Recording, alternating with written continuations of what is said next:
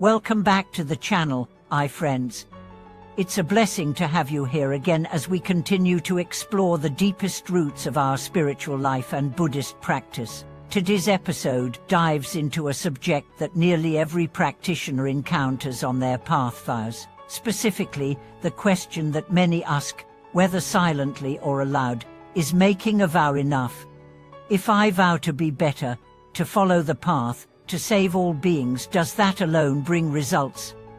Or is there something more we must understand to make our aspirations truly effective? This episode is about the heart of intention.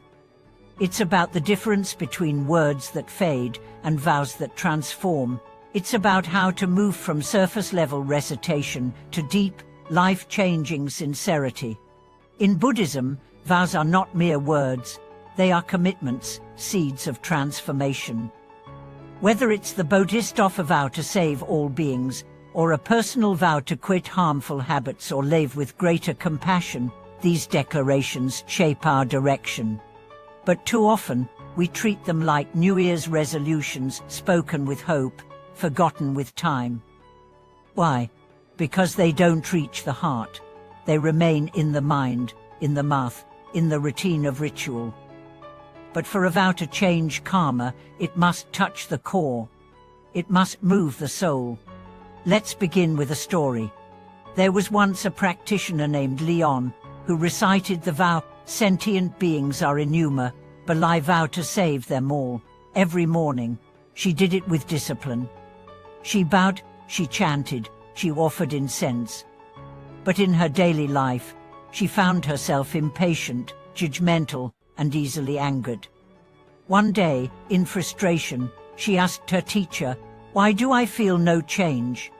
Why do my vows feel hollow?" The teacher replied, "Because your mouth is reciting, but your heart is silent." This is the key. A vow must move you. It must arise not just from obligation, but from a deep place of need, urgency, and vision. It must feel as if you have no choice but to make it because something inside you has been stirred, awakened, ignited. This is what we call vows that move the heart. So how do you create such a vow? First, understand that vows are not wishes. A wish is passive. I hope things get better. I wish for peace. A vow is active. I will bring peace wherever I go. I vow to act with compassion even when it's hard. One waits, the other walks. Second, connect the vow to real life. Don't just vow to save all beings. Ask yourself, what beings are near me?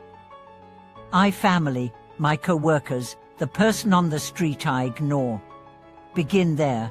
If you cannot bring patience to your child, your vow to save all beings is still theory. Third, feel the pain that the vow addresses. This is uncomfortable, but powerful.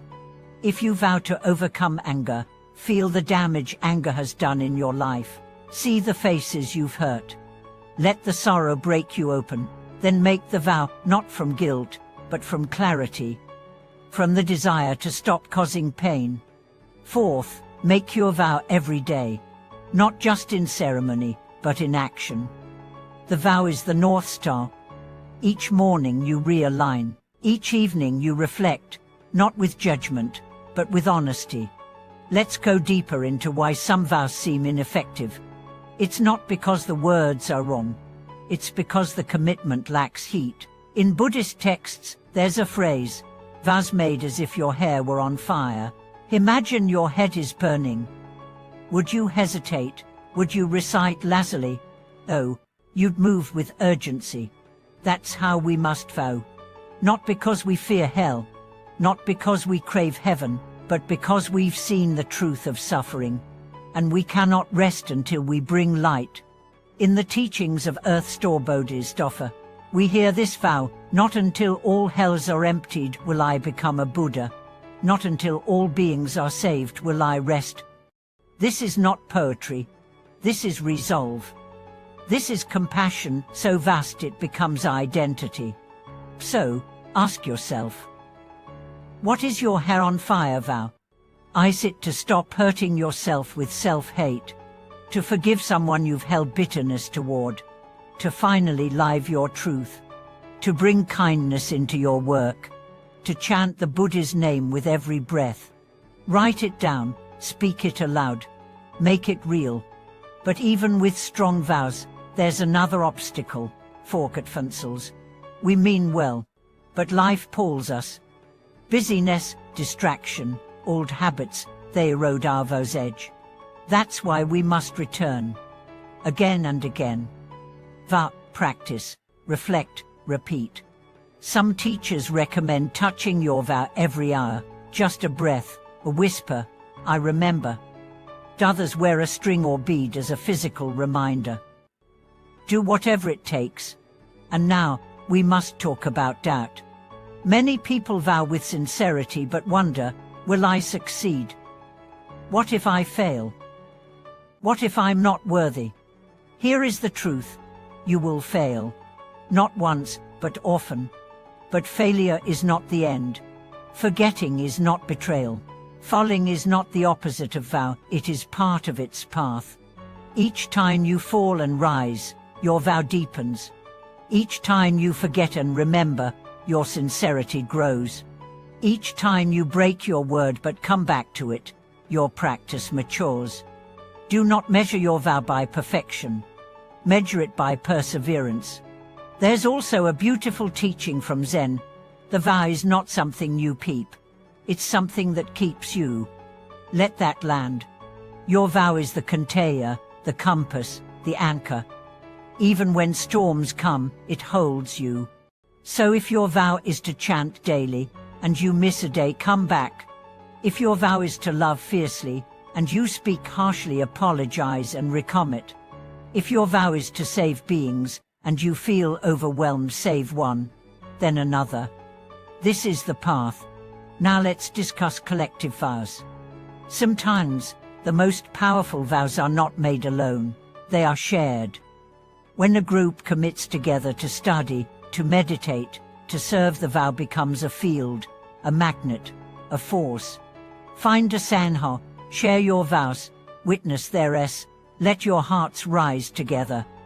Before we close, let's reflect on the ultimate vow, the vow to awaken. Not just for ourselves, but for all. To become a Buddhist offer, not in name, but in deed. To say with trembling but unwavering voice, I vow to meet suffering with courage. I vow to embody wisdom. A vow to never turn away. And even if we fall 1,000 times, we rise again. Because the vow is true. Because the world is waiting. Because somewhere, a single being is suffering, and your vow may be the thread that leads them home. So I ask you now, what is your vow? Will you speak it? Will you live it? Will you let it break you and make you whole? I invite you to share your vow in the comments. Declare it, let it echo, let it awaken others. If this message stirred something in you, please like this video, subscribe to the channel, and share it with someone walking their own path. Thank you for watching this video.